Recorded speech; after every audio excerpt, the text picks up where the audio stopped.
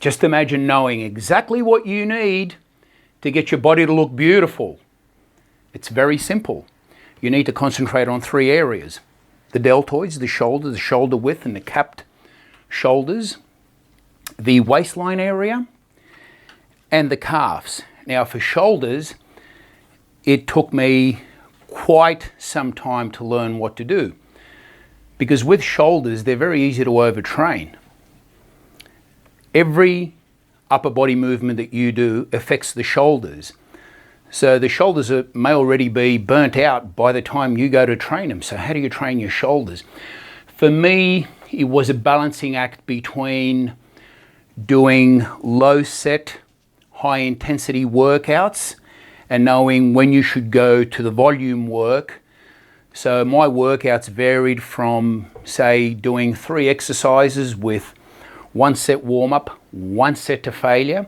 And that 1 set to failure actually was considerably long because of the way I do it. There could be negatives involved at the end of the set, dropping the weights, doing static reps, holding the contraction. So 1 set, and you want time under tension, that 1 set could go for 5 minutes. And that's just 2 sets for that exercise. Actually 1 set warm up, 1 set to failure, 3 different exercises. That worked really well for a while. And then I got to the point where I had everything else under control and I knew I could do volume, which took my shoulders to the next level. So that was a really big learning experience, knowing some areas of the body you can't train heavy. And for a period of time, I could not go heavy on shoulders, otherwise they were just never going to recover because everything was hitting the shoulders. Then there's the waist, which is the center of the body. For me, the waist happens not just in the kitchen from the diet, but also knowing that the waistline is not an area where you actually need heavy weights. You've got to watch your positioning, that you don't put yourself in a position where you're actually stretching the abdominal area. Sometimes the standard rules that work for everything else may not work for the abdominal area, because the abdominal area can come up simply by contracting. Some people don't even train their abdominals, because doing an exercise like push downs for the triceps, when you've got it locked in and you're doing the movement, your abdominals are being activated. Now, all of a sudden, abdominals have turned into core. Now, the core, in my book, and abdominals are 2 different things, because core stability is about the base of the body, the pelvic floor muscles and activating them. And then there's the abdominal muscles themselves. So there's 2 separate areas. However, whether you're training core or you're training abdominals, it should be done in a manner where both those areas get affected. The calves. Now, this is an area where if you listen to some of the top guys like Arnold didn't always have good calves. He's been accused of getting calf implants. I don't really believe that. What I do believe, though, is what he learned from Rich Park, and that is to train them really heavy.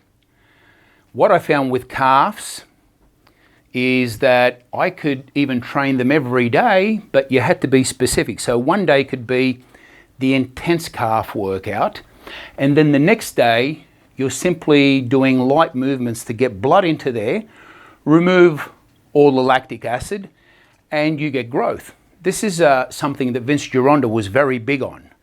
And Joe Weider used to call it the flushing principle, but Vince Gironda had it nailed. So for him, you know, that was the state of the art. How have you trained your shoulders when you were running into problems?